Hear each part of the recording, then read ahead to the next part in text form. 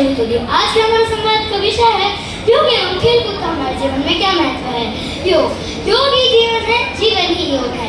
योग हमारे शरीर को स्वस्थ रखता है, योग हमारे दिमाग को शांत करता है, योग हमें बीमारी से दूर रखता है, योग हमारे मन, शरीर और आत्मा को जोड़ के रखता है। इस प्रकार योग के साथ खेलकूद का भी हमारे जीवन में बहुत महत्व है। खेलकूद भी हमारे शरीर को स्वस्थ बनाता है।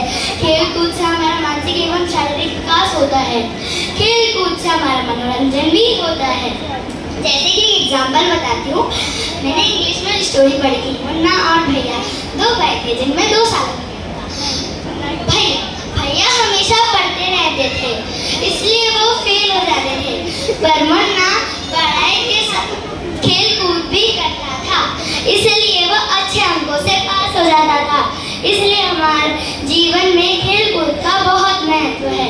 दूसरी बात, हमारे पेरेंट्स हमको बोलते हैं, हम तो गिल्ली डंडा खेलते थे, हम तो भाग दौड़ खेलते थे, और जब हमारी बारी आती है तो हमें मना कर देते हैं, बोलते हैं बेटा पर पता नहीं, चुपचाप भाई कुछ आता नहीं।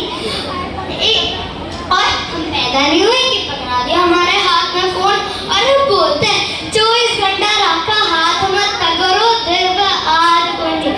इसके अंदर हमारी क्या गलती। तीसरी बात, पहले के जमाने में जॉइंट फैमिली हुआ करती थी, इसलिए 5 से 6 बच्चे खेलने के लिए एटलीस्ट देते ही थे।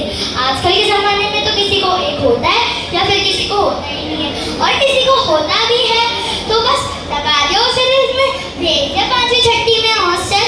अरे लाइफ इज नॉट रेस। एक एग्जाम से समझाती हूँ, शेर के डर से तो चाबू भी कुर्सी में बैठना सीख जाता है, पर उसे एजुकेटेड नहीं। जो चीज़ हम बच्चों को नहीं समझ में आती है वो भी हमें मार खा कर पढ़नी पड़ती है। इसलिए सारे बच्चों की कहानियाँ बताती हूँ। हमें घर से घुसेड़ते और कान से निकाल देते।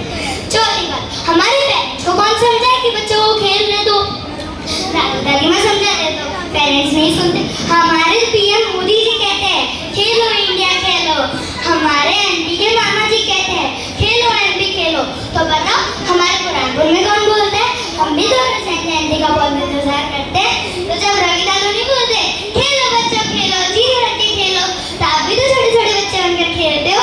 जब हम बच्चे खुद आपके लिए स्टॉल लगाते हैं, जब आप झगड़ा करके खेलते हो। छठी बात, मेरी आप सभी बड़ों से यही रिक्वेस्ट है कि जो हमारा नया आगुसैन भवन बन रहा है उसके अंदर हम बच्चों के लिए एक क्लब हाउस बनवा दीजिएगा, ताकि हमें इधर उधर ना जाना पड़े। मैं अंत में मेरी वाणी को यही कहकर विराम देना चाहती हूँ। पढ़ोगे लिखोगे तो बनोगे, पढ़ोगे लिखोगे तो बनोगे। थैंक यू, धन्यवाद।